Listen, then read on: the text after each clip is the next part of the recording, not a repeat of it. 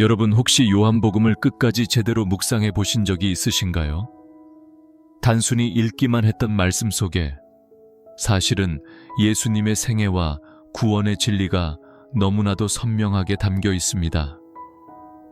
그런데 우리는 그 말씀을 알고 있다고 하면서도 여전히 마음이 메말라 있고 삶은 답답하게만 느껴질 때가 많습니다. 오늘부터 나누는 이 말씀은 단순한 성경 공부가 아닙니다.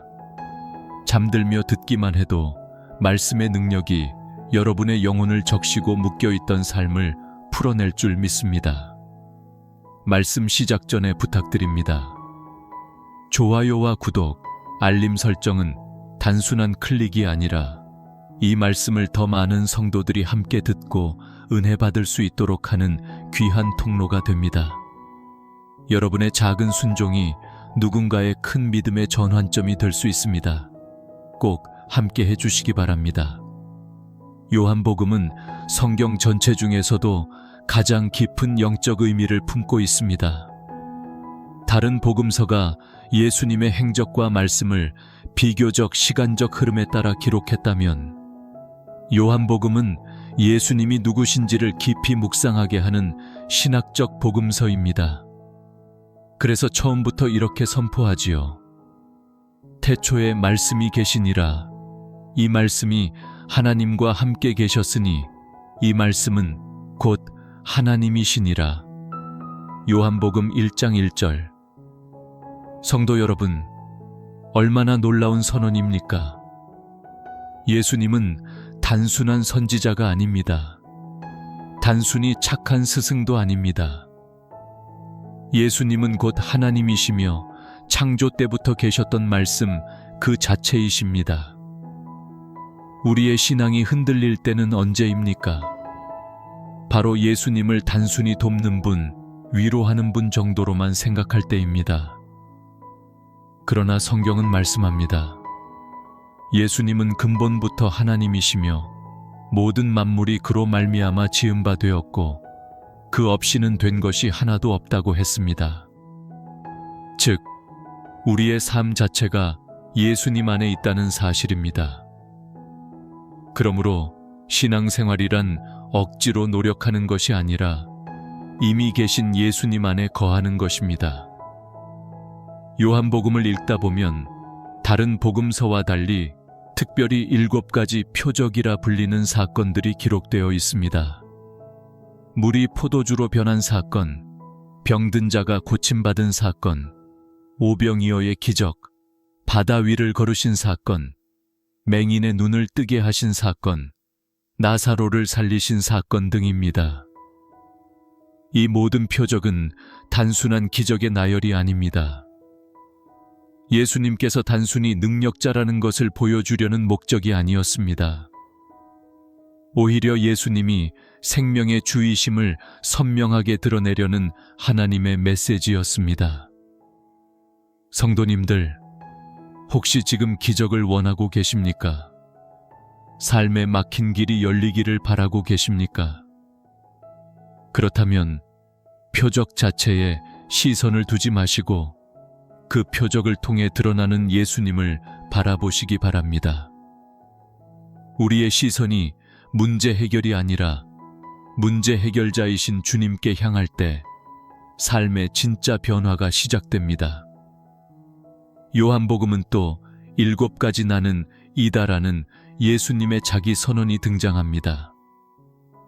나는 생명의 떡이라. 나는 세상의 빛이라. 나는 양의 문이라. 나는 선한 목자라. 나는 부활이요 생명이라. 나는 길이요 진리요 생명이라. 나는 참 포도나무라. 이 말씀들이야말로 기독교 신앙의 핵심입니다. 주님이 단순히 길을 알려주시는 분이 아니라 곧 길 그 자체이시라는 것입니다. 단순히 빛을 비추시는 분이 아니라 그분 자신이 빛이십니다. 우리는 이 진리 앞에 무릎을 꿇을 수밖에 없습니다.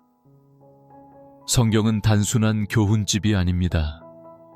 우리의 지식으로 이해하려고만 하면 어느 순간 벽에 부딪힙니다.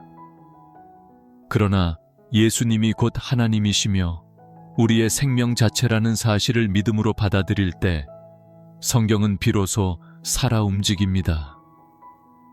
여러분, 신앙이 답답하시다면 다시 예수님을 바라보시기 바랍니다. 예수님이 어떤 일을 해주시느냐보다 예수님 자신이 누구시냐에 시선을 두시길 바랍니다. 요한복음은 우리를 초대합니다. 단순히 교회 다니는 사람으로 머무는 것이 아니라 예수님과 인격적으로 연결된 하나님의 자녀로 살아가라는 것입니다. 요한복음 1장 12절은 말씀합니다. 영접하는 자, 곧 그 이름을 믿는 자들에게는 하나님의 자녀가 되는 권세를 주셨으니, 이것은 조건이 아니라 약속입니다. 나의 자격이 아니라 하나님의 은혜로 주어지는 권세입니다. 혹시 여전히 나는 부족해서 자녀라 불릴 수 없어라고 느끼십니까? 그렇다면 오늘 이 말씀을 꼭 붙드십시오. 자녀라는 신분은 노력으로 얻는 것이 아니라 예수님의 이름을 믿는 믿음으로 주어지는 하나님의 선물입니다. 자녀가 된 순간 우리는 아버지의 보호와 공급 속에 살아갑니다. 시편 23편 1절에서 말씀하시길, 여호와는 나의 목자시니 내가 부족함이 없으리로다. 부족함이 없다는 말은 단순히 물질적 풍요만을 의미하지 않습니다. 우리의 영혼이 하나님 안에서 온전히 채워지고 안전하다는 약속입니다. 예수님을 나의 목자로 받아들이는 순간 세상은 흔들려도 나는 부족함이 없습니다. 또한 요한복음은 이렇게 선포합니다. 요한복음 3장 16절에서 말씀하셨습니다. 하나님이 세상을 이처럼 사랑하사 독생자를 주셨으니 이는 저를 믿는 자마다 멸망치 않고 영생을 얻게 하려 하심이라. 여러분, 이 말씀은 단순히 오우는 구절이 아닙니다. 신앙의 핵심 선언입니다. 멸망이 아니라 영생, 두려움이 아니라 소망, 정죄가 아니라 사랑. 이것이 복음의 본질입니다. 혹시 아직도 하나님이 나를 버리셨다고 느끼십니까? 여전히 기도 응답이 없다고 원망하고 계십니까? 그렇다면 이 구절을 붙드시길 바랍니다. 하나님은 결코 우리를 버리신 적이 없습니다. 오히려 독생자 예수님을 내어주실 만큼 사랑하셨습니다. 이것보다 더 큰 사랑의 증거가 어디 있겠습니까? 사랑하는 성도 여러분, 요한복음은 우리에게 선택을 묻습니다. 예수님을 단순히 아는 정도로 멈출 것인가? 아니면 그분을 믿고 받아들여 하나님의 자녀로 살 것인가? 이 선택이야말로 우리의 영혼을 결정합니다. 오늘 잠들기 전 이 말씀을 마음 깊이 새기시길 바랍니다. 예수님은 나의 길이요, 진리요, 생명입니다. 예수님을 하나님의 아들로 믿는다는 것이 실제 우리의 삶에서 어떤 의미일까요? 교회에서 믿습니다 라고 고백하는 것과 매일의 삶 속에서 그분이 나의 주인이 되신다는 것은 전혀 다른 차원의 문제입니다. 많은 성도님들이 신앙생활을 오래 했지만 여전히 불안하고 여전히 삶이 흔들리는 이유가 바로 여기에 있습니다. 요한복음은 단순한 교리적 설명이 아니라 삶을 변화시키는 실제적 능력을 전하고 있습니다. 요한복음에서 예수님은 수많은 사람들을 만나십니다. 니고데모, 사마리아 여인, 베데스다 목가의 병자, 간음 중에 잡힌 여인, 눈먼 자, 그리고 나사로의 무덤 앞에서 울고 있는 마르다와 마리아까지. 놀라운 것은 예수님이 단 한 번도 같은 방식으로 사람을 대하지 않으셨다는 것입니다. 니고데모에게는 거듭남을 말씀하시고 사마리아 여인에게는 영원히 목마르지 않을 생수를 말씀하시며 병자에게는 일어나 걸으라 명하셨습니다. 사람의 상황과 상태를 정확히 아시는 주님께서는 각 사람의 가장 깊은 필요에 맞는 말씀과 능력으로 다가오셨습니다. 성도님들, 이것이 바로 예수님이 지금도 우리에게 하시는 일입니다. 나는 오늘 어떤 모습으로 주님 앞에 서 있습니까? 혹시 니고데모처럼 종교적 지식은 있지만 영혼의 생명이 없는 자리에 계십니까? 혹은 사마리아 여인처럼 세상에 물을 퍼 올려도 여전히 목마른 상태이십니까? 아니면 베데스다 목가의 병자처럼 오랫동안 문제에 갇혀 희망조차 잃은 상태입니까?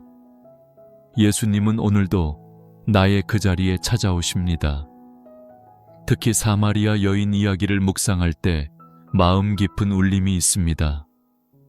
그녀는 사람들을 피해서 한낮에 물을 기르러 왔습니다. 삶이 부끄럽고 사람들의 시선이 두려웠기 때문입니다. 그러나 바로 그때 예수님이 먼저 다가와 말씀하십니다. 내가 주는 물을 마시는 자는 영원히 목마르지 아니하리니. 성도 여러분, 우리가 아무리 세상에서 갈급함을 채우려 해도 끝내 목마름은 사라지지 않습니다. 그러나 예수님이 주시는 생수는 영혼을 근본부터 새롭게 합니다. 그래서 우리는 예배할 때 눈물이 납니다. 찬양할 때 가슴이 뜨거워집니다. 이유는 단순합니다. 주님이 주시는 생수가 우리 안에서 솟아나기 때문입니다. 요한복음의 특징 중 하나는 끊임없이 믿음을 강조한다는 것입니다. 믿음은 단순히 동의하는 것이 아닙니다. 머리로만 그럴 것 같다라고 생각하는 차원이 아닙니다. 믿음은 전인격적 신뢰입니다. 내 삶 전체를 예수님께 맡기는 것입니다. 그래서 요한복음 6장에서 예수님은 내 살을 먹고 내 피를 마시라고 말씀하십니다. 이 말씀을 듣고 많은 제자들이 떠나갔습니다. 너무 충격적이었기 때문입니다. 그러나 예수님이 말씀하신 본질은 나와 하나 되라는 것입니다. 그냥 따라오는 정도가 아니라 너희의 생명 자체가 나와 연결되라는 것이었습니다. 여러분, 우리 신앙의 문제는 예수님을 늘 곁에 두려는 데 있습니다. 주님은 곁에 계신 분이 아니라 내 안에 계셔야 할 뿐입니다. 내 마음의 문 밖에 세워두는 것이 아니라 그분이 나의 중심에 들어오셔야 합니다. 주님이 내 안에 계시지 않는다면 결국 나는 다시 목마르고 다시 불안하고 다시 두려워하게 됩니다. 그러나 주님이 내 안에 계시면 세상이 흔들려도 내 영혼은 흔들리지 않습니다. 여기서 우리는 중요한 질문을 하게 됩니다.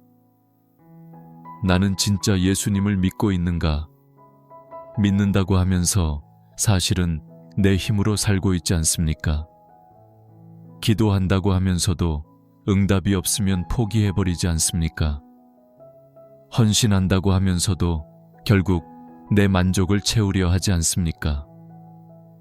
믿음은 나의 생각을 내려놓고 나의 뜻을 내려놓고 주님께 맡기는 것입니다. 요한복음 8장에서 예수님은 진리를 알지니 진리가 너희를 자유롭게 하리라고 말씀하십니다. 성도님들, 우리가 자유롭지 못한 이유는 단순히 환경 때문이 아닙니다. 진리를 모르기 때문입니다. 진리 되신 예수님을 깊이 알 때 우리는 자유합니다. 자유란 억지로 만들어내는 감정이 아니라 예수님이 주시는 선물입니다. 그래서 신앙은 자유로워야 합니다. 기도하는 것이 의무가 아니라 기쁨이 되고 예배드리는 것이 부담이 아니라 감사가 되는 것, 그것이 자유입니다. 그러나 자유는 결코 방종이 아닙니다. 요한복음의 자유는 하나님의 말씀 안에 거하는 삶입니다. 너희가 내 말에 거하면 참 내 제자가 되고 진리를 알지니 진리가 너희를 자유롭게 하리라. 말씀에 뿌리 내린 자유는 혼돈이 아니라 질서와 평안을 가져옵니다. 그래서 우리가 매일 말씀을 듣고 묵상하는 것이 중요합니다. 또한 요한복음은 예수님의 눈물도 기록하고 있습니다. 나사로의 무덤 앞에서 예수님은 우셨습니다. 단순히 나사로가 죽어서 우신 것이 아닙니다. 인간의 죄와 죽음의 고통을 바라보며 주님은 마음 깊이 울부짖으셨습니다. 이 장면은 우리에게 큰 위로가 됩니다. 왜냐하면 우리가 아플 때, 우리가 눈물 흘릴 때 주님은 결코 무심하지 않으시다는 사실을 보여주기 때문입니다. 성도님, 지금 눈물로 지새우고 계십니까? 그 눈물을 주님은 아십니다. 그 눈물을 함께 흘리십니다. 그리고 결국 그 눈물을 기쁨으로 바꾸어 주십니다. 요한복음은 점점 십자가로 향합니다. 사람들은 예수님을 따르다가도 떠나고, 지도자들은 예수님을 죽이려 하고, 제자들조차 두려움에 떨며 배신합니다. 그런데 놀라운 사실은 바로 그 자리가 하나님 사랑의 절정이었다는 것입니다. 사람의 눈에는 실패처럼 보이는 십자가가 하나님 눈에는 구원의 완성이었습니다. 우리는 종종 고난을 두려워합니다. 그러나 성경은 말합니다. 고난은 실패가 아니라 하나님의 계획 속에 있는 과정이라는 것입니다. 예수님의 십자가가 구원의 통로가 되었듯 우리의 눈물과 아픔도 하나님 손에 붙들릴 때 은혜의 도구가 됩니다. 그러므로 고난 속에서 낙심하지 마십시오.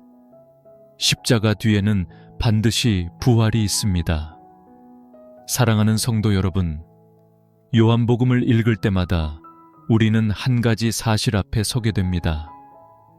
결국 모든 것은 예수님을 어떻게 믿을 것인가? 라는 질문으로 귀결됩니다. 믿음은 선택입니다. 그리고 그 선택은 오늘 이 순간 나의 마음에서 시작됩니다. 주님은 오늘도 말씀하십니다. 내가 곧 길이요 진리요 생명이니 길 잃은 자에게는 길이 되시고 혼돈 속에 있는 자에게는 진리가 되시며 죽음 앞에 두려워하는 자에게는 생명이 되십니다. 그러므로 이 말씀을 붙드십시오. 내가 걸어가야 할 길은 예수님이십니다. 내가 붙들어야 할 진리는 예수님이십니다. 내가 누려야 할 생명도 예수님이십니다. 오늘도 하루를 마치고 잠자리에 들며 이 말씀을 마음에 담으시길 바랍니다. 그 순간 주님이 주시는 생수와 자유가 당신의 영혼 깊은 곳에서 솟아나올 것입니다. 요한복음을 깊이 묵상하다 보면 어느 순간 예수님의 행적 하나하나가 단순한 사건이 아니라 영적 진리를 드러내는 표적임을 깨닫게 됩니다. 그분이 행하신 기적은 사람들의 일시적 필요를 채워주려는 목적이 아니었습니다. 더 깊은 차원에서 하나님 나라의 실체를 보여주는 창문이었습니다. 우리는 그 창문을 통해 하나님의 마음을 들여다볼 수 있습니다. 예수님은 수많은 무리를 배불리 먹이신 오병이어 사건을 통해 단순히 배고픔을 해결해 주신 것이 아니라 자신이 참된 양식임을 선포하셨습니다. 사람들은 떡을 얻기 위해 예수님을 찾았지만 예수님은 말씀하셨습니다. 나는 하늘에서 내려온 살아있는 떡이니 사람이 이 떡을 먹으면 영생하리라. 성도님들, 우리가 신앙생활을 하면서도 종종 주님께 원하는 것은 단순히 내 삶의 필요를 채워달라는 것 아닙니까? 그러나 주님은 말씀하십니다. 너희가 진짜 필요한 것은 물질적 채움이 아니라 영원히 목마르지 않는 생명의 떡이라는 사실입니다. 그러나 사람들은 여전히 눈에 보이는 떡을 더 중요하게 여겼습니다. 그래서 예수님은 그들의 마음을 아프게 찌르듯 말씀하셨습니다. 내 살을 먹고 내 피를 마시지 아니하면 너희 속에 생명이 없느니라. 많은 사람들이 이 말씀을 듣고는 도저히 이해할 수 없다고 떠나갔습니다. 그때 예수님은 제자들에게 물으십니다. 너희도 가려느냐? 그때 베드로가 이렇게 고백했습니다. 주여, 영생의 말씀이 주께 있사오니 우리가 누구에게로 가오리이까? 성도님, 이 고백이 우리의 고백이 되어야 합니다. 세상은 우리에게 수많은 대안을 제시합니다. 그러나 영생의 말씀이 오직 예수님께만 있음을 믿으시기 바랍니다. 요한복음은 또한 예수님이 세상의 빛이라고 말씀하시는 장면을 기록합니다. 빛은 어둠을 몰아내고 길을 밝히는 역할을 합니다.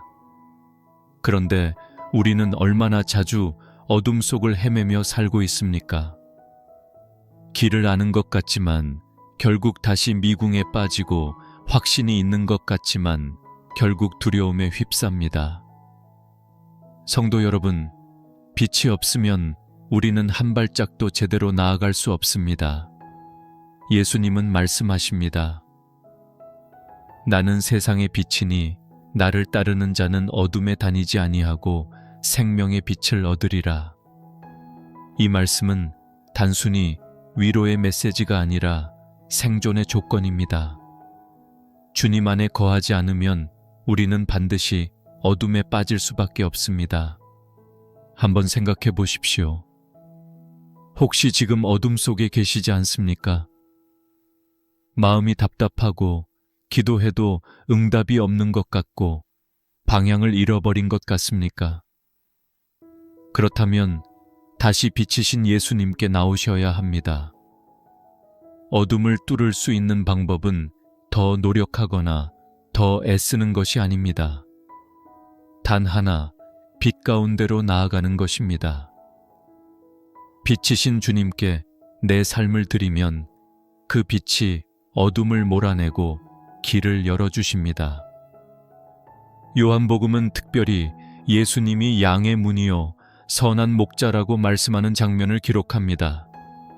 이 말씀은 우리에게 너무도 익숙하지만 동시에 깊이 새겨야 할 진리입니다. 양은 스스로 길을 찾을 수 없는 연약한 존재입니다.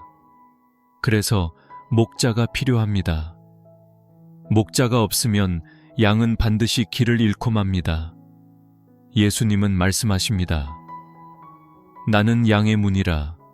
누구든지 나로 말미암아 들어가면 구원을 받고 또는 들어가며 나오며 꼴을 얻으리라. 그리고 이어 말씀하십니다. 나는 선한 목자라. 선한 목자는 양들을 위하여 목숨을 버리거니와. 성도님, 우리가 주님을 믿는 이유는 단순히 축복을 받기 위해서가 아닙니다.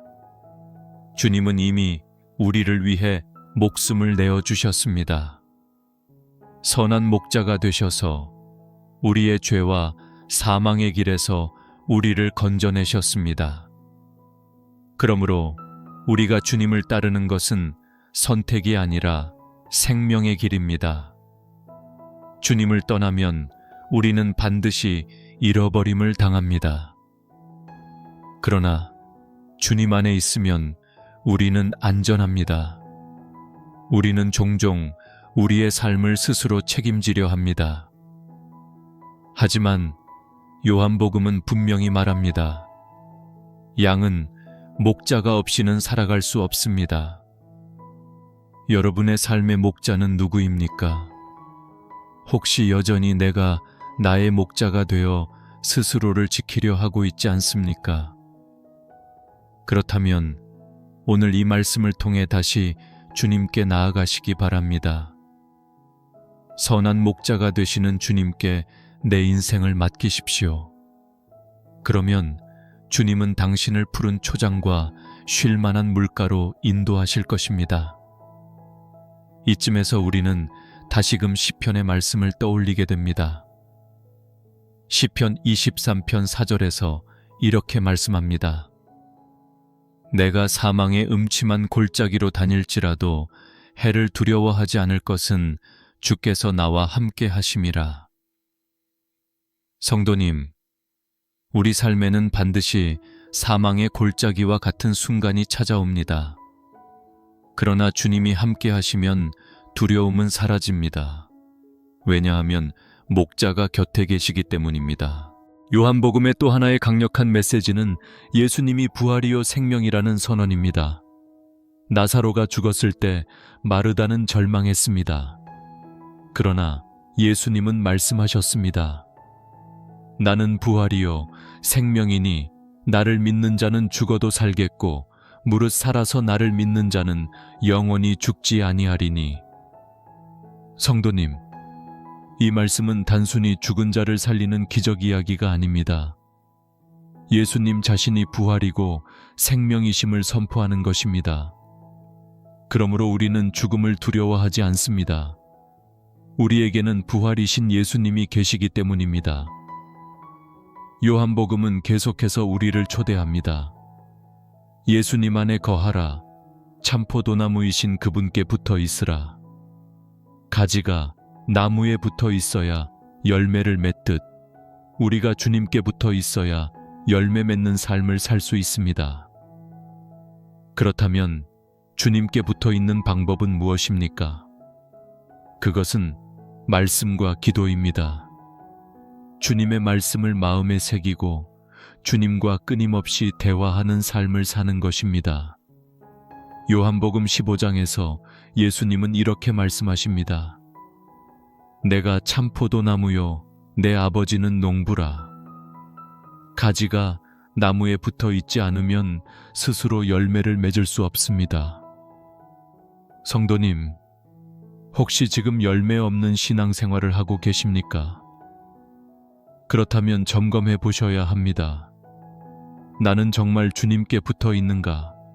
아니면 내 힘으로 열매를 만들어내려 하고 있는가? 주님께 붙어 있을 때 우리는 자연스럽게 열매를 맺습니다. 성도님, 우리가 붙어 있어야 하는 이유는 단순히 열매 때문만이 아닙니다. 주님께 붙어 있을 때 우리는 그분의 사랑 안에 거하게 됩니다. 사랑은 억지로 지켜야 하는 명령이 아니라 주님의 사랑을 경험할 때 자연스럽게 흘러나오는 열매입니다. 그래서 예수님은 내 계명은 곧 내가 너희를 사랑한 것 같이 너희도 서로 사랑하라 하신 것이니라고 말씀하셨습니다.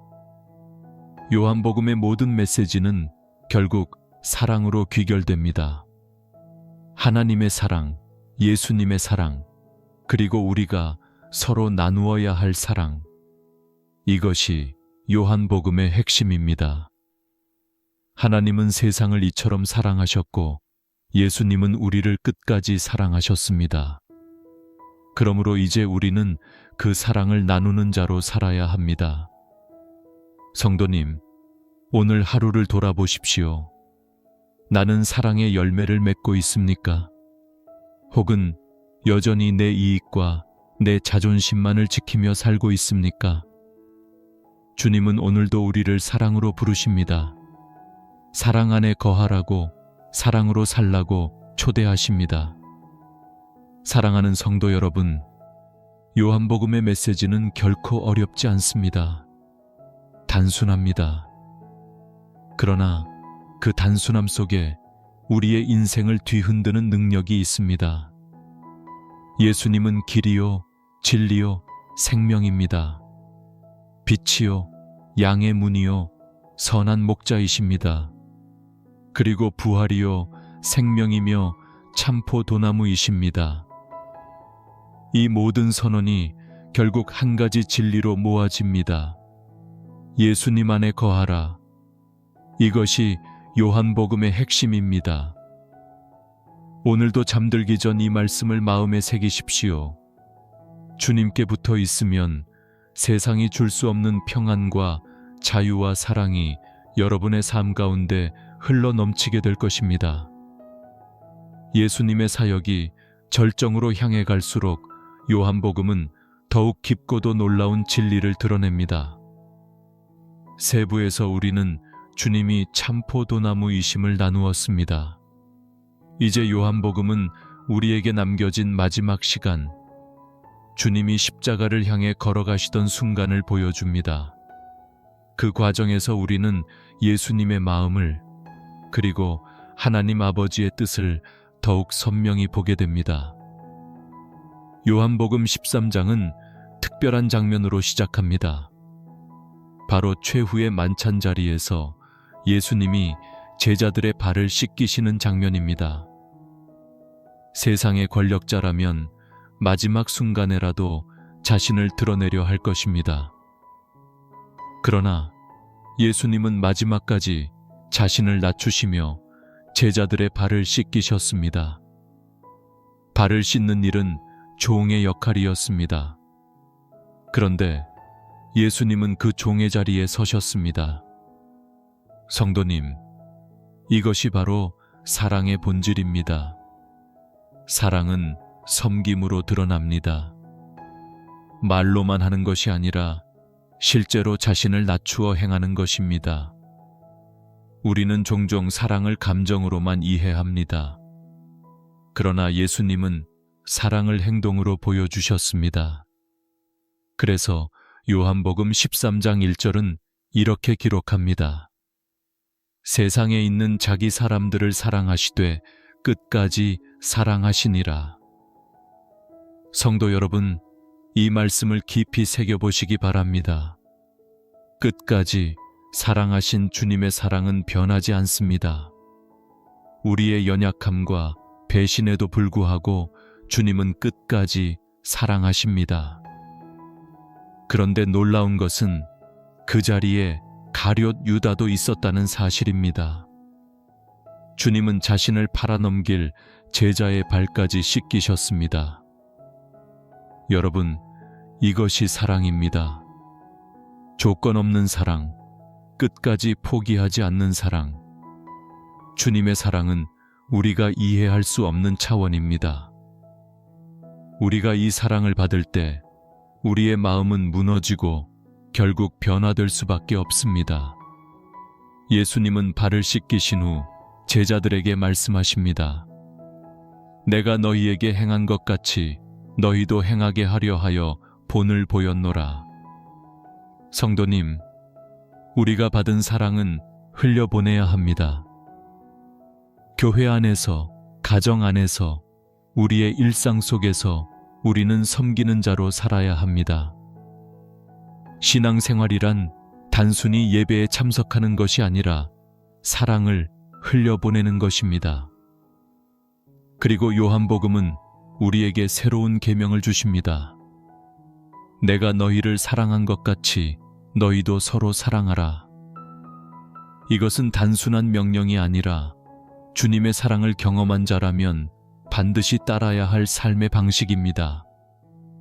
성도님, 우리가 사랑하지 못하는 이유는 주님의 사랑을 깊이 경험하지 못했기 때문입니다.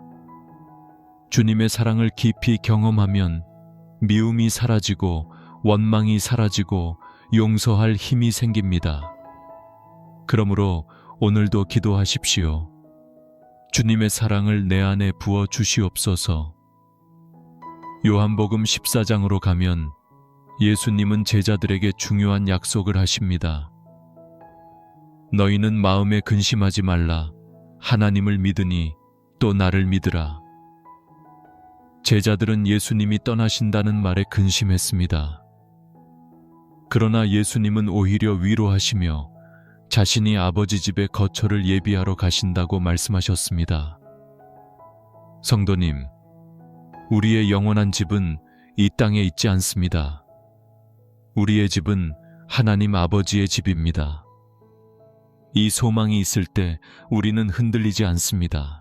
그리고 주님은 이어 말씀하십니다. 내가 곧 길이요 진리요 생명이니. 이 고백은 요한복음의 절정 중 하나입니다.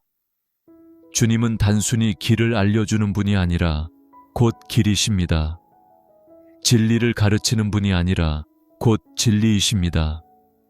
생명을 주시는 분이 아니라 곧 생명 그 자체이십니다. 성도님, 우리가 주님 안에 있을 때 길을 잃지 않습니다. 우리가 주님 안에 있을 때 혼돈 속에서도 진리를 붙잡을 수 있습니다. 우리가 주님 안에 있을 때 죽음조차 우리를 삼킬 수 없습니다. 요한복음 14장에서 또 하나의 중요한 약속은 성령님의 임재입니다. 예수님은 제자들에게 말씀하십니다. 내가 아버지께 구하겠으니 그가 또 다른 보혜사를 너희에게 주사 영원토록 너희와 함께 있게 하리니. 보혜사란 돕는 자, 위로자, 변호자를 뜻합니다. 성령님은 우리의 곁에 계실 뿐만 아니라 우리 안에 거하시며 우리를 진리 가운데로 인도하십니다. 성도님, 우리는 종종 성령님을 잊고 살아갑니다. 그러나 주님은 성령님을 통해 오늘도 우리와 함께 하십니다. 우리가 말씀을 깨닫는 것도, 기도할 때 응답을 경험하는 것도, 예배 중에 눈물이 나는 것도 모두 성령님이 우리 안에서 역사하시기 때문입니다. 그러므로 성도님, 성령님을 환영하시길 바랍니다. 아침마다 기도하십시오. 성령님, 오늘도 제 안에 충만히 임하여 주옵소서. 그때 우리는 무너진 마음이 회복되고 두려움이 떠나가며 새로운 힘을 얻게 됩니다. 요한복음 15장에서 예수님은 참포도나무 비유를 다시 강조하십니다. 그리고 말씀하십니다. 너희가 내 안에 거하고 내 말이 너희 안에 거하면 무엇이든지 원하는 대로 구하라. 그리하면 이루리라. 성도님, 기도의 비밀이 여기에 있습니다. 우리가 주님의 말씀 안에 거할 때 우리의 기도는 능력이 있습니다. 왜냐하면 그 기도는 내 욕심이 아니라 주님의 뜻과 일치하기 때문입니다. 그러므로 기도가 응답되지 않는 이유를 곰곰이 살펴보셔야 합니다. 혹시 여전히 내 뜻만을 관철시키려는 기도가 아닙니까? 주님의 말씀이 내 안에 거하지 않고 세상의 욕망이 내 안에 거하고 있지는 않습니까? 성도님, 주님의 말씀을 품고 기도하십시오. 그러면 반드시 응답을 경험하게 될 것입니다. 또한 요한복음 15장은 우리에게 사랑의 명령을 다시금 강조합니다. 사람이 친구를 위하여 자기 목숨을 버리면 이보다 더 큰 사랑이 없나니. 예수님은 단순히 말씀만 하신 것이 아니라 실제로 자신의 목숨을 내어주셨습니다. 성도님, 우리는 이 사랑 안에 거하는 존재입니다. 그러므로 오늘도 감사하십시오. 나를 위해 십자가에서 피 흘려주신 주님의 사랑, 그것이 오늘 나를 붙들고 있음을 기억하시기 바랍니다. 그리고 요한복음 16장으로 가면 예수님은 제자들에게 다가올 환난을 예고하십니다. 그러나 동시에 말씀하십니다. 이것을 너희에게 이르는 것은 너희로 내 안에서 평안을 누리게 하려 함이라. 세상에서는 너희가 환난을 당하나 담대하라. 내가 세상을 이기었노라. 성도님, 우리는 세상에서 환난을 피할 수 없습니다. 그러나 우리는 담대할 수 있습니다. 왜냐하면 주님이 이미 세상을 이기셨기 때문입니다. 우리의 승리는 나의 힘이 아니라 주님의 승리에 근거합니다. 여기서 우리는 다시 시편의 고백을 떠올리게 됩니다. 시편 46편 1절에서 말씀하시길, 하나님은 우리의 피난처시요 힘이시니 환난 중에 만날 큰 도움이시라. 성도님, 환난이 닥쳐와도 두려워하지 마십시오. 주님은 우리의 피난처요 힘이 되십니다. 그리고 그분이 이미 세상을 이기셨습니다. 마지막으로 요한복음 17장은 예수님의 대제사장적 기도가 기록되어 있습니다. 예수님은 십자가를 앞두고 제자들을 위해 그리고 장차 믿게 될 우리를 위해 기도하셨습니다. 주님은 우리가 세상에 속하지 않고 아버지의 말씀으로 거룩하게 되며 하나가 되기를 간구하셨습니다. 성도님, 이 기도가 오늘 우리에게도 여전히 유효합니다. 주님은 지금도 하나님의 보좌 우편에서 우리를 위해 중보하고 계십니다. 성도 여러분, 요한복음을 통해 드러나는 주님의 마음은 한 가지입니다. 끝까지 사랑하시고 끝까지 붙드신다는 사실입니다. 우리가 흔들려도 주님은 흔들리지 않으십니다. 우리가 연약해도 주님은 변치 않으십니다. 그러므로 오늘도 주님의 사랑을 붙드십시오. 그 사랑 안에 거하십시오. 그 사랑 안에서 서로 사랑하며 살아가십시오. 오늘 잠들기 전 주님의 마지막 기도를 묵상하며 마음을 조용히 내려놓으시길 바랍니다. 당신을 끝까지 사랑하신 주님의 은혜가 삶의 모든 자리에서 새 힘과 평안을 주실 것입니다. 예수님의 발걸음은 점점 십자가를 향해 나아갑니다. 요한복음을 따라가다 보면 어느새 우리는 그분의 마지막 시간 앞에 서게 됩니다. 주님은 제자들과 마지막 식사를 마치신 후 성령님에 대한 약속과 하나됨의 기도를 마치시고 겟세마네로 향하셨습니다. 그러나 요한복음은 겟세마네에서 땀방울이 피가 되도록 기도하신 장면을 다른 복음서처럼 길게 묘사하지 않습니다. 대신 예수님이 하나님 아버지와 하나 되어 걸어가신 십자가의 길을 더욱 분명히 드러내고 있습니다. 요한복음 18장에서 예수님은 스스로 붙잡히시기 위해 나아가십니다. 군사들과 종교 지도자들이 무기를 들고 왔을 때 예수님은 물으십니다. 너희가 누구를 찾느냐? 그들이 나사렛 예수라 하자 예수님은 단호히 말씀하십니다. 내가 그니라. 이 순간 그들이 모두 땅에 엎드러집니다. 성도님, 십자가의 길은 결코 강제로 끌려간 길이 아니었습니다. 예수님은 스스로 그 길을 선택하셨습니다. 사랑 때문에, 하나님의 뜻 때문에 우리의 구원을 위해 기꺼이 나아가신 길이었습니다. 우리는 종종 고난 앞에서 왜 하나님이 나를 버리셨냐고 원망합니다. 그러나 요한복음을 묵상하면 알게 됩니다. 십자가는 버림받음이 아니라 순종이었습니다. 주님은 자신을 버리신 것이 아니라 오히려 끝까지 자신을 내어주셨습니다. 성도님, 혹시 지금 억울한 상황 속에 계십니까? 마치 이유 없이 끌려가는 것처럼 보이는 아픔 속에 계십니까? 그렇다면 기억하십시오. 주님도 억울한 십자가를 지셨습니다. 그러나 그 십자가는 구원의 길이 되었습니다. 오늘 나의 고난도 주님의 손에 붙들릴 때 반드시 은혜의 길로 바뀌게 될 것입니다. 예수님은 대제사장 안나스와 가야바 앞에 서셨습니다. 그 자리에서 거짓 증언들이 난무했습니다. 그러나 예수님은 침묵으로 일관하셨습니다. 성도님, 우리는 억울한 말을 들으면 변명하고 싶어집니다. 그러나 주님은 진리를 지키기 위해 묵묵히 침묵하셨습니다. 진리는 변명으로 세워지는 것이 아니라 하나님의 때에 드러나는 것입니다. 그러므로 억울할 때 조급히 말하려 하지 마십시오.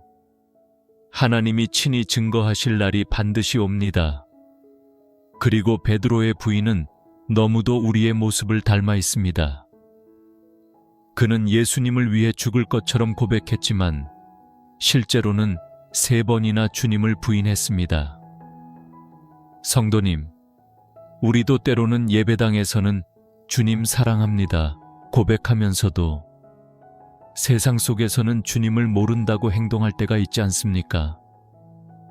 그러나 감사한 것은 주님은 그런 베드로를 끝내 포기하지 않으셨다는 사실입니다. 우리의 실패에도 불구하고 주님은 다시 찾아와 회복시키십니다. 요한복음 19장은 십자가의 현장을 가장 선명하게 보여줍니다. 빌라도 앞에서 예수님은 재판을 받으십니다. 빌라도는 예수님께 아무 죄도 찾을 수 없다고 말했습니다. 그러나 군중은 그를 십자가에 못 박으라 외쳤습니다. 결국 빌라도는 두려움에 굴복하여 예수님을 내어주었습니다. 성도님, 우리는 빌라도와 같은 선택을 할 때가 많습니다. 진리가 옳다는 것을 알면서도 사람들의 눈치와 세상의 압력 앞에서 타협합니다. 그러나 기억하십시오. 진리를 버리는 순간 평안은 결코 주어지지 않습니다. 오직 진리를 붙드는 자만이 진정한 자유와 평안을 누립니다. 예수님은 십자가에 달리셨습니다. 요한복음은 그 장면을 특별히 깊이 묘사합니다. 주님은 어머니 마리아와 제자 요한을 보시며 말씀하셨습니다. 여자여 보소서 아들이니이다. 보라, 내 어머니라. 십자가의 고통 중에도 예수님은 끝까지 사랑하셨습니다. 가정을 돌보셨고 제자들을 맡기셨습니다. 성도님, 이것이 바로 주님의 마음입니다. 자신의 고통 속에서도 여전히 우리를 생각하시는 사랑, 이것이 끝까지 사랑하신 주님의 모습입니다. 그리고 예수님은 십자가 위에서 마지막으로 다 이루었다 말씀하시고 영혼을 내어주셨습니다. 성도님, 이 말씀은 패배의 선언이 아닙니다. 완성의 선언입니다. 구원이 완성되었고 사탄의 권세가 무너졌으며 하나님의 사랑이 증명된 순간이었습니다. 우리는 종종 내 인생이 실패했다고 생각합니다. 그러나 주님은 말씀하십니다. 다 이루었다. 여러분의 인생도 주님의 손에 붙들릴 때 실패로 끝나지 않습니다. 하나님의 계획은 언제나 완성으로 끝납니다. 십자가 사건은 절망처럼 보였지만 그것은 곧 부활의 시작이었습니다. 요한복음 20장은 부활의 영광을 선포합니다. 막달라 마리아가 빈 무덤을 발견했을 때 그녀는 절망했습니다. 그러나 예수님은 부활하셔서 그녀를 찾아오셨습니다. 그리고 이름을 불러주셨습니다. 마리아야. 성도님, 주님은 우리 각자의 이름을 아십니다. 지금도 당신을 이름으로 부르고 계십니다. 부활하신 주님이 부르실 때 우리의 눈이 열리고 절망이 소망으로 바뀌게 됩니다. 도마의 이야기도 잊을 수 없습니다. 그는 의심했습니다. 내가 그 손의 못자국을 보고 내 손가락을 그 못자국에 넣어보지 않고는 믿지 아니하리라. 그러나 주님은 도마에게 나타나셔서 손을 보여주셨습니다. 그때 도마는 고백합니다. 나의 주님이시요 나의 하나님이시니이다. 성도님, 우리는 종종 도마처럼 의심합니다. 그러나 주님은 우리의 의심조차 품으시고 결국 믿음으로 이끌어 주십니다. 그러므로 의심한다고 두려워하지 마십시오. 중요한 것은 주님께로 나아가는 것입니다. 요한복음은 결국 믿음의 결론으로 우리를 이끕니다. 오직 이것을 기록함은 너희로 예수께서 하나님의 아들 그리스도이심을 믿게 하려 함이요 또 너희로 믿고 그 이름을 힘입어 생명을 얻게 하려 함이라. 성도님, 요한복음을 읽는 목적은 지식이 아닙니다. 생명입니다. 예수님을 믿고 그분 안에서 생명을 얻는 것입니다. 여기서 다시 성경의 약속을 떠올려 보십시오. 로마서 8장 38절과 39절은 이렇게 말씀합니다. 내가 확신하노니 사망이나 생명이나 천사들이나 권세자들이나 현재 일이나 장래 일이나 능력이나 높음이나 깊음이나 다른 어떤 피조물이라도 우리를 우리 주 그리스도 예수 안에 있는 하나님의 사랑에서 끊을 수 없으리라. 성도님, 십자가와 부활은 바로 이 사랑의 증거입니다. 어떤 것도 우리를 주님의 사랑에서 끊을 수 없습니다. 사랑하는 성도 여러분, 요한복음은 결국 우리를 초대합니다. 십자가의 사랑과 부활의 능력 안에서 새로운 삶을 살라는 초대입니다. 더 이상 옛사람으로 살지 말고 부활의 생명으로 살라는 초대입니다. 이 초대에 응답하는 것이 믿음입니다. 오늘도 잠자리에 들며 이 말씀을 마음에 담으십시오. 십자가 위에서 다 이루셨다고 선언하신 주님, 그리고 무덤을 깨뜨리고 부활하신 주님을 바라보십시오. 그분 안에 영원한 생명이 있습니다.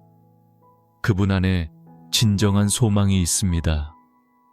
그리고 그분 안에 당신의 새로운 내일이 있습니다. 부활하신 주님은 단순히 죽음을 이기신 것이 아니라 이제부터 제자들에게 새로운 사명을 맡기십니다. 요한복음의 후반부는 바로 이 부활 이후의 삶을 보여줍니다. 예수님은 십자가와 부활을 통해 구원의 길을 열어주셨을 뿐 아니라 그 은혜를 세상 끝까지 전하라는 사명을 제자들에게 맡기셨습니다.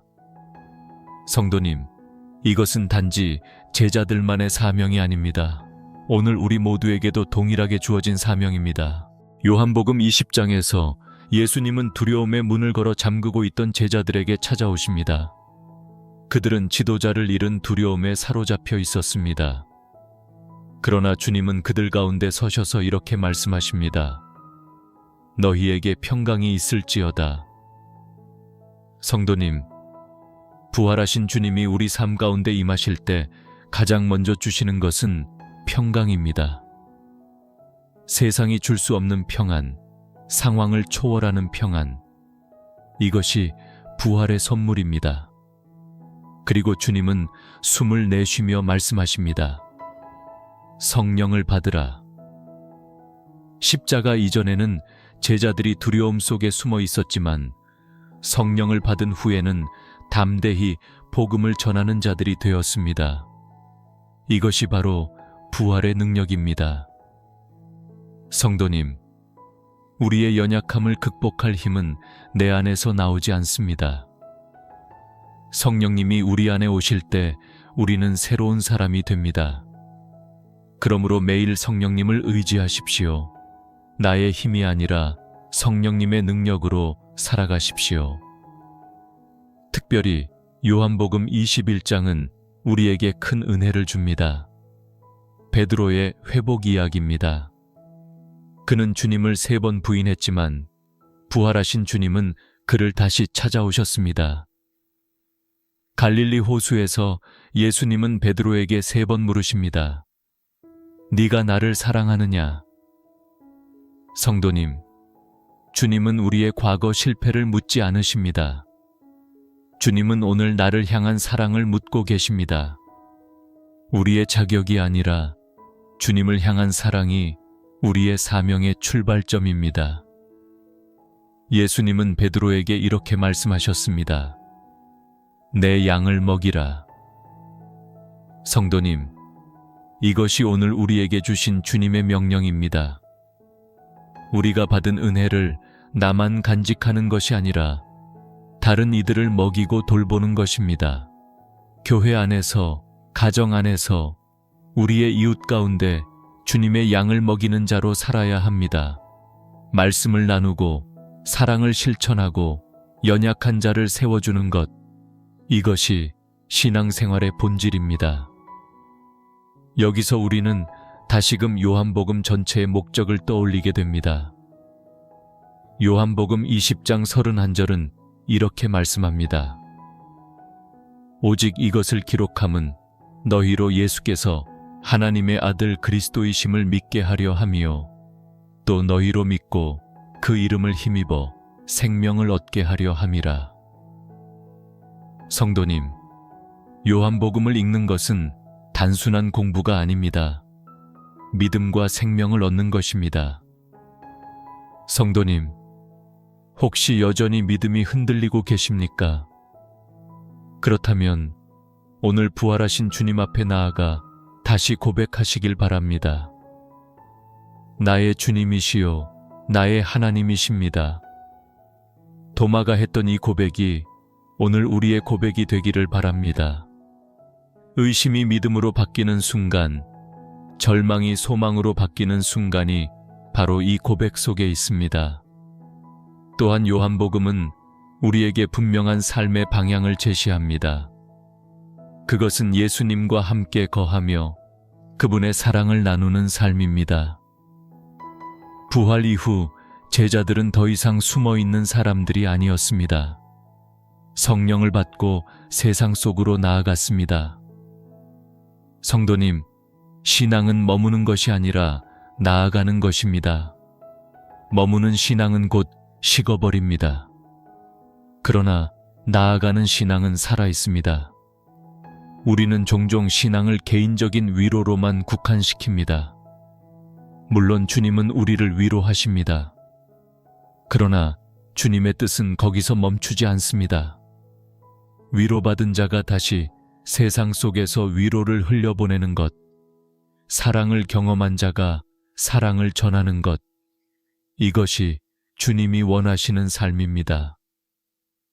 이제 우리는 한 가지 질문을 스스로에게 던져야 합니다. 나는 지금 어디에 서 있는가? 여전히 두려움의 문을 닫아 걸고 있습니까? 아니면 성령을 받고 세상 속으로 나아가고 있습니까? 부활하신 주님은 우리를 두려움에서 불러내십니다. 닫힌 문을 열고 나아가 담대히 복음을 증거하라고 말씀하십니다. 여기서 다시금 성경의 약속을 붙듭시다.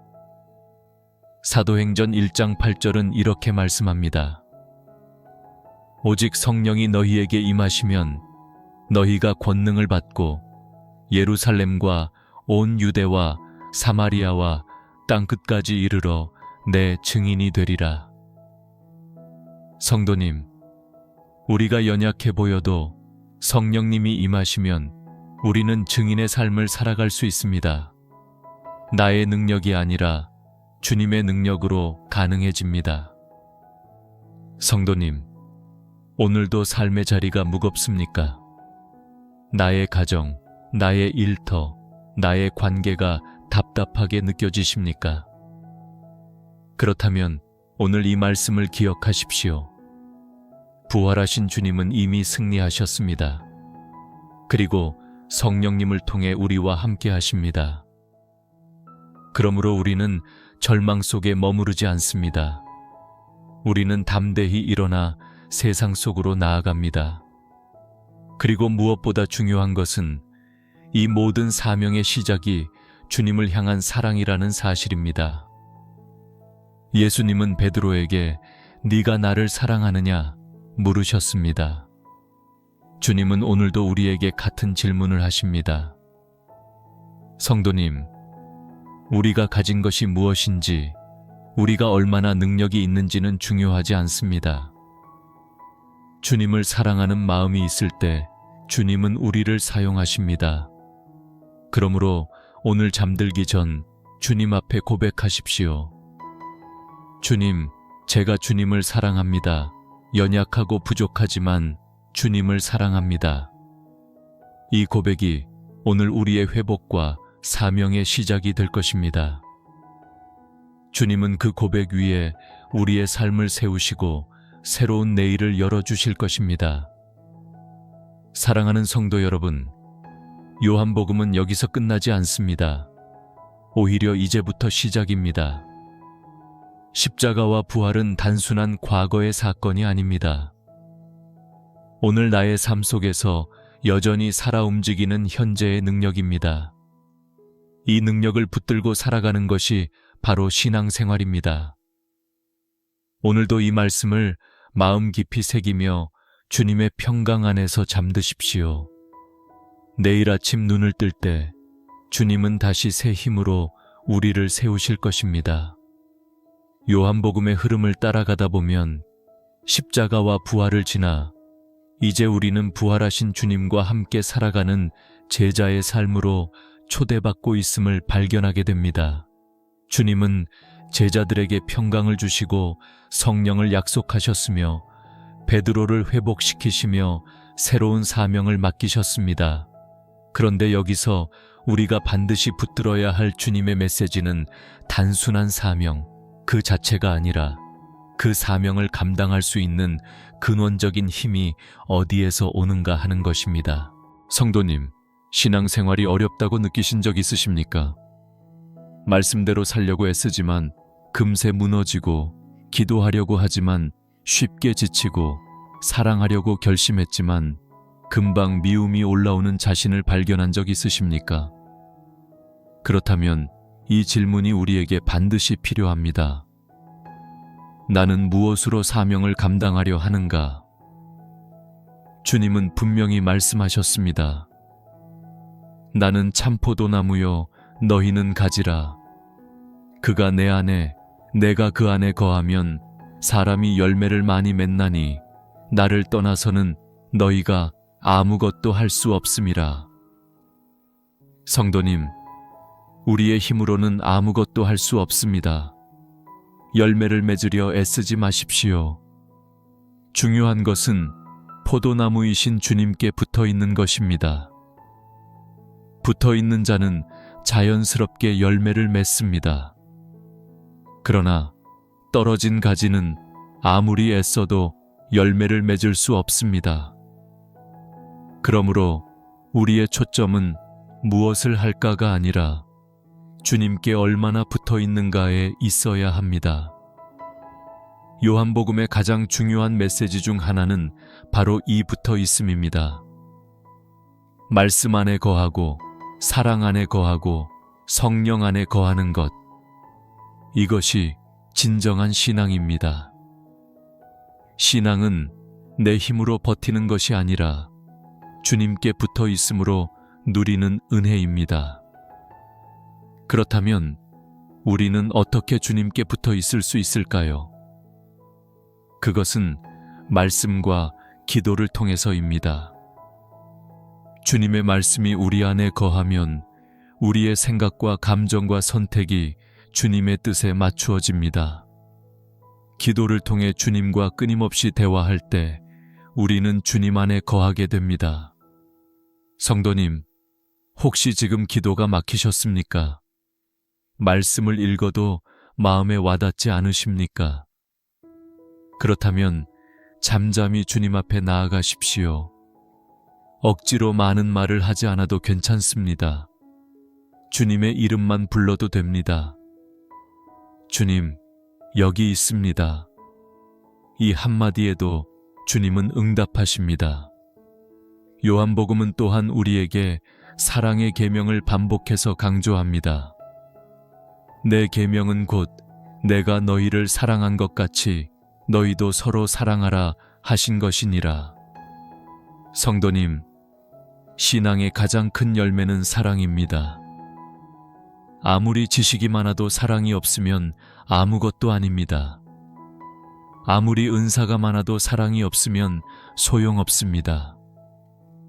주님의 사랑을 경험한 자는 반드시 사랑으로 살아갑니다. 그러나 현실은 어떻습니까? 우리는 너무 자주 사랑 대신 판단을, 섬김 대신 자기 주장만을 드러냅니다. 그래서 교회 안에도 갈등이 있고 가정 안에도 상처가 있습니다.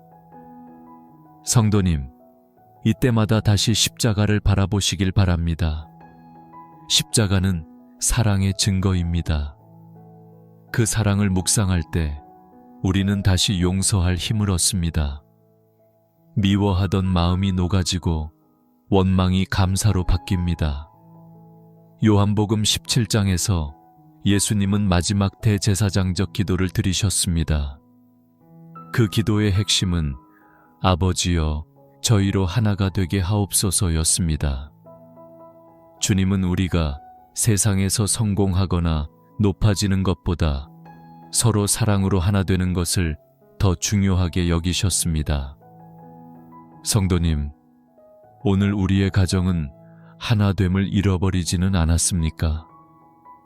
교회는 하나됨을 놓치지는 않았습니까? 주님은 여전히 우리를 하나로 묶으시기를 원하십니다. 그리고 요한복음은 부활하신 주님이 제자들에게 하신 말씀을 통해 우리에게 소망을 심어줍니다. 너희에게 평강이 있을지어다. 성도님, 주님의 평강은 상황에 따라 흔들리지 않습니다. 세상이 줄 수 없는 평강, 오직 주님만이 주실 수 있는 평강입니다. 이 평강은 우리의 마음을 지키고 우리의 발걸음을 세우며 우리의 삶을 이끌어갑니다. 우리는 때로 평강을 잃고 두려움 속에 살아갑니다. 그러나 요한복음은 분명히 선언합니다. 세상에서는 너희가 환난을 당하나 담대하라. 내가 세상을 이기었노라. 성도님, 주님이 이미 이기셨습니다. 그러므로 우리는 담대할 수 있습니다. 승리는 우리의 싸움이 아니라 주님의 승리에 근거합니다. 다시금 성경의 약속을 붙듭시다. 시편 27편 1절에서 이렇게 말씀하십니다.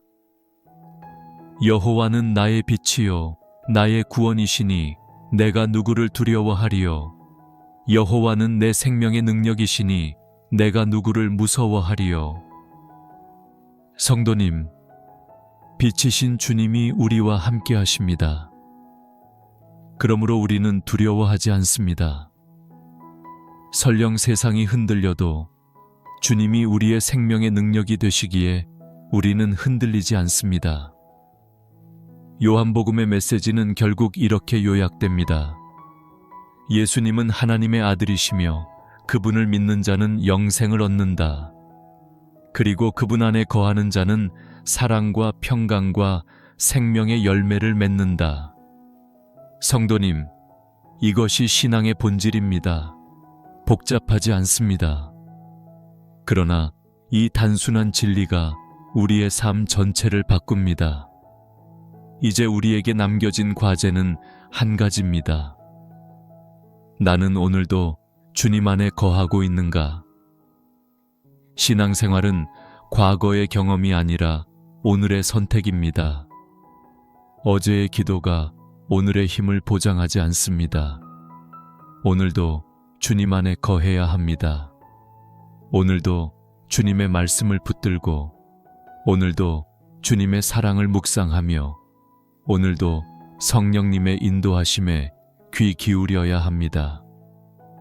사랑하는 성도 여러분, 요한복음을 통해 우리는 분명히 알게 됩니다.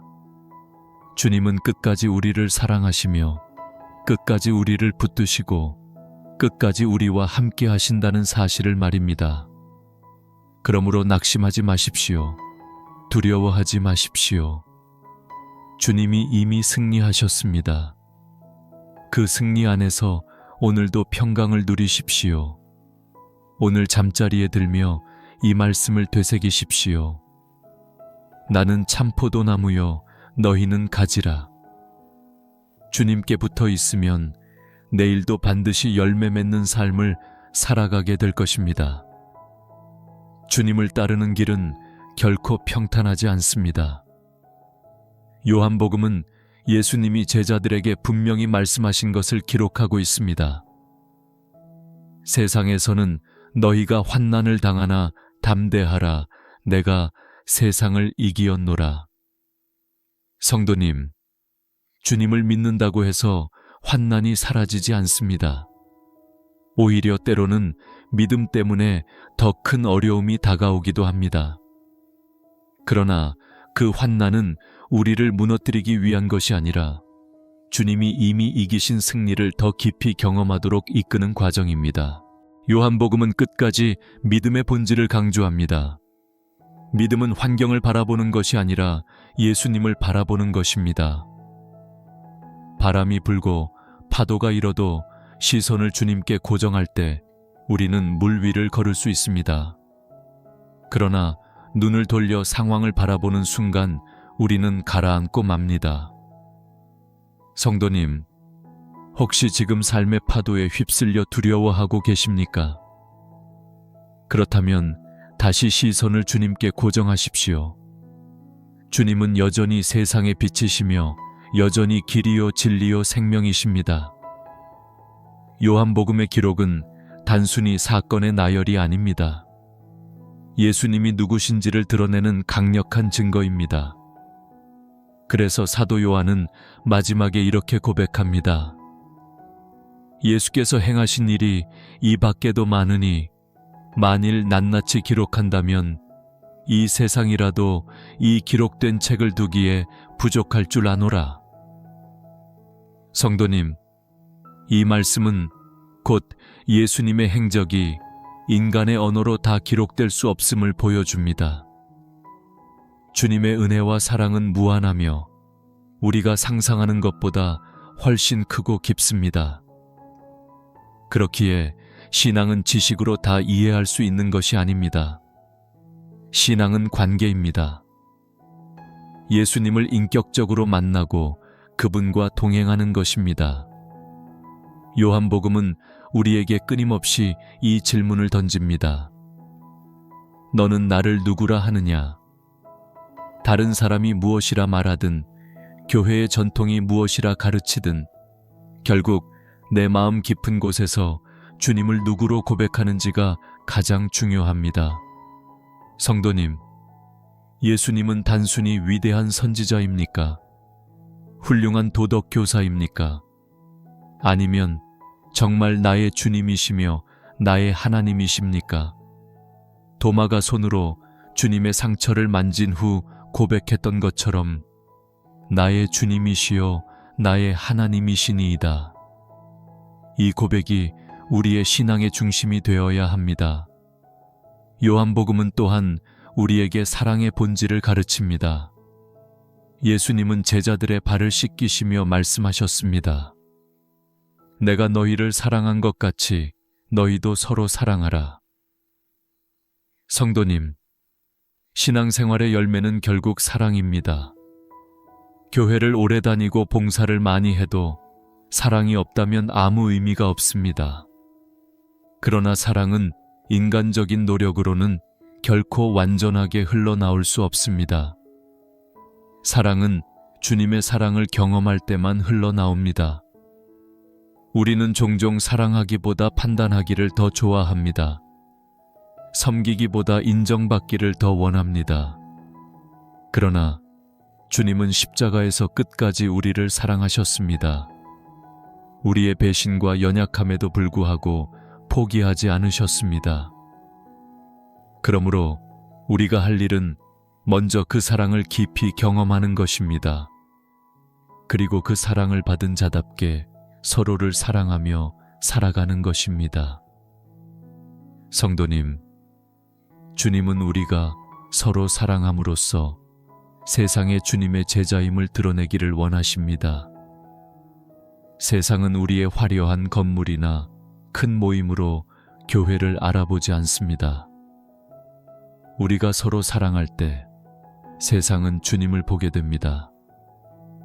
그렇기에 신앙생활의 본질은 관계입니다. 하나님과의 관계, 이웃과의 관계, 그리고 공동체 안에서의 관계, 모두 사랑으로 연결될 때 주님의 뜻이 이루어집니다. 요한복음은 우리에게 또 하나의 소망을 보여줍니다. 바로 성령님입니다.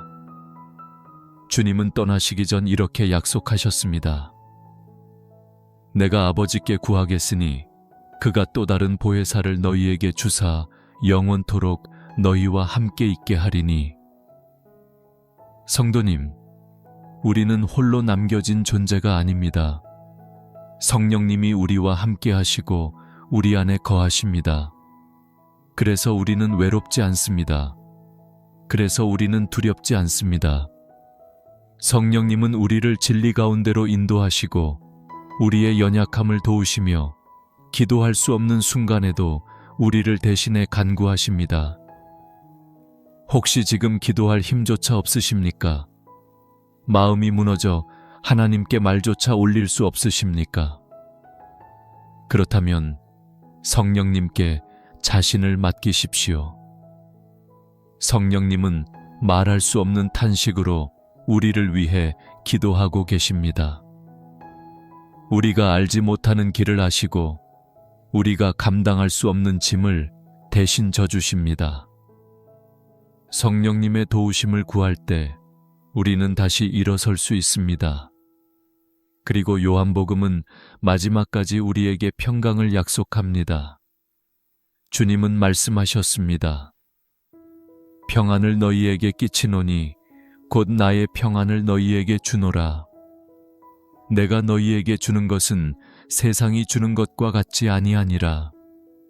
너희는 마음에 근심하지도 말고 두려워하지도 말라. 성도님, 세상이 주는 평안은 언제든 흔들립니다. 돈이 많아도 불안할 수 있고 건강해도 두려울 수 있습니다. 그러나 주님이 주시는 평안은 환경을 초월합니다. 그것은 십자가를 앞두고도 흔들리지 않는 평강입니다. 여기서 우리는 다시 시편의 고백을 떠올리게 됩니다. 시편 4편 8절은 이렇게 말씀합니다. 내가 평안히 눕고 자기도 하리니 나를 안전히 살게 하시는 이는 오직 여호와이시니이다. 성도님, 이 말씀처럼 오늘 밤도 평안히 누우십시오. 우리의 안전은 세상에 있지 않습니다. 우리의 평안은 주님께 있습니다. 요한복음은 끝내 우리를 초대합니다.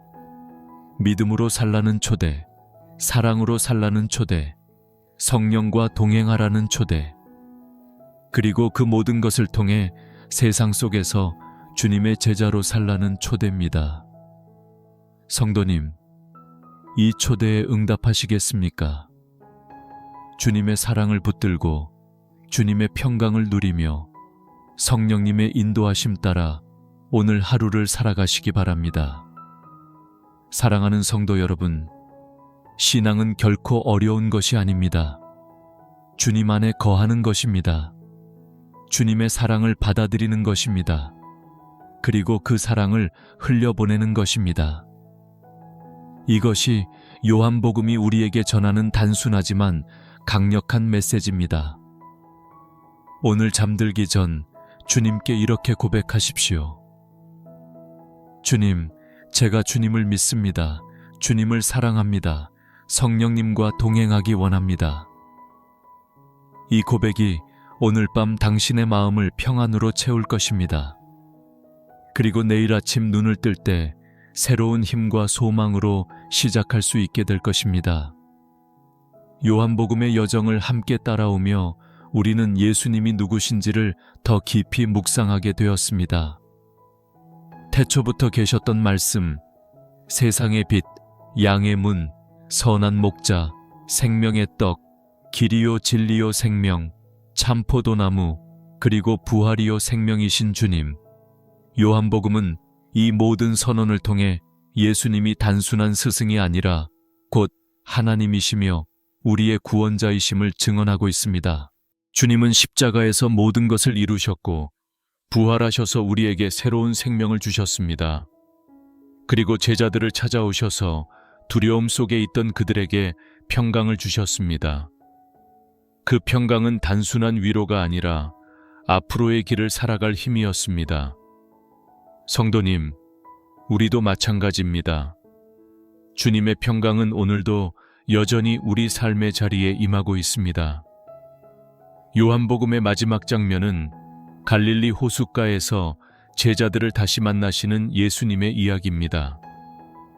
그들은 밤새도록 그물을 던졌지만 아무것도 잡지 못했습니다. 그러나 새벽에 부활하신 주님이 찾아오셔서 말씀하십니다. 그물을 배 오른편에 던지라. 그 말씀에 순종했을 때 그들은 그물이 찢어질 정도로 많은 물고기를 잡았습니다. 성도님, 이것이 바로 신앙의 본질입니다. 우리의 힘으로는 아무것도 되지 않지만 주님의 말씀에 순종할 때 기적이 일어납니다. 주님은 단순히 제자들에게 물고기를 잡게 하신 것이 아닙니다. 이제부터는 사람을 낚는 어부로 살라는 사명을 다시 일깨워 주신 것입니다. 실패와 좌절 속에 있던 제자들에게 새로운 시작을 주셨습니다.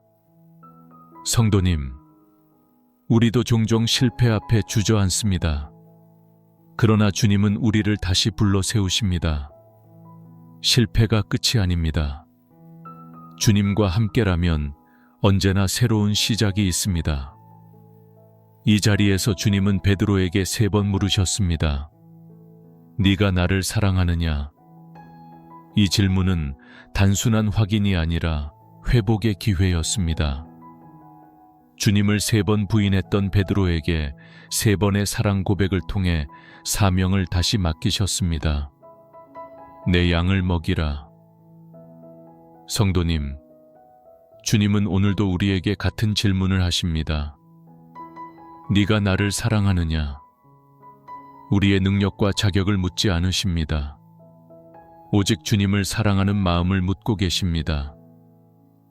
그 사랑의 고백이 있을 때 주님은 우리를 사용하십니다.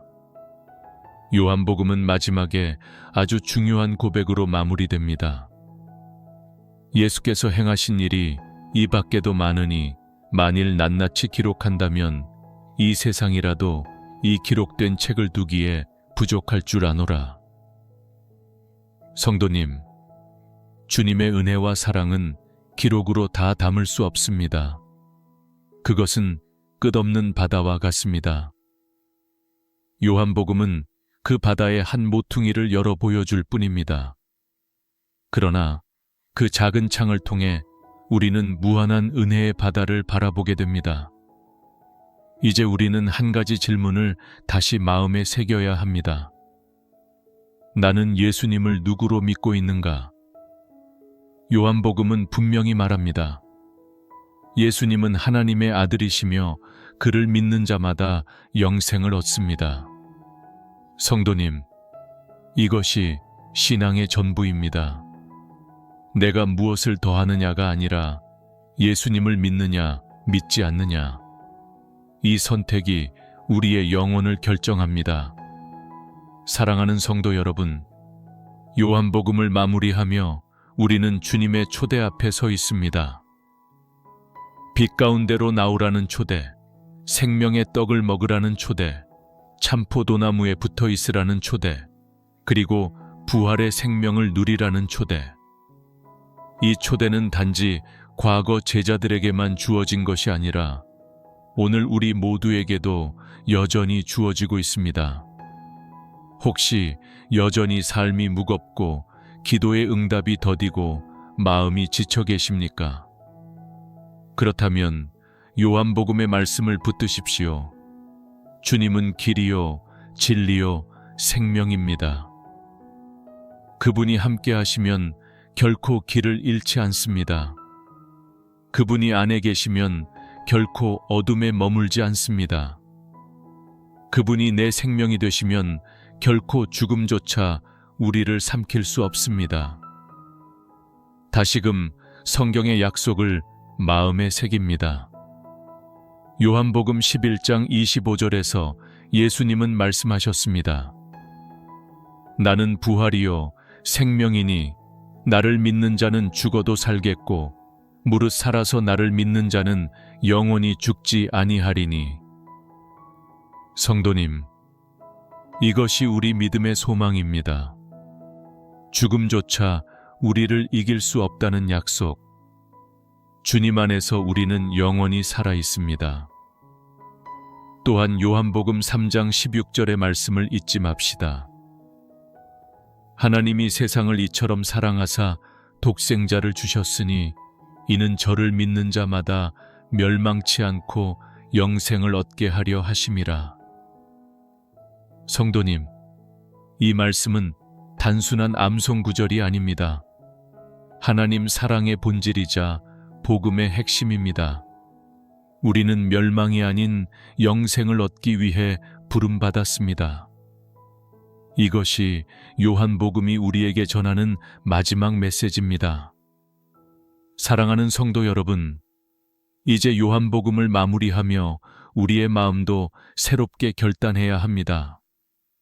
단순히 성경을 알았다는 지식에서 머무는 것이 아니라 그 말씀을 따라 살아가는 삶으로 나아가야 합니다.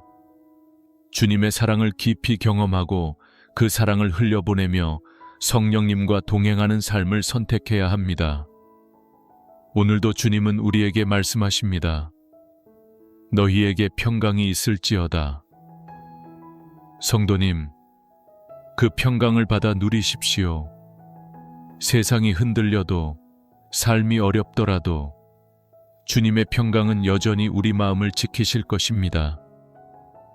이제 요한복음을 통해 주신 말씀을 마음에 새기며 우리 모두 따뜻한 결론에 이르러야 합니다.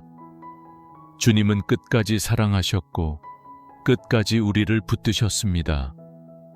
그 사랑 안에서 우리는 자유하고 그 사랑 안에서 우리는 살아갑니다.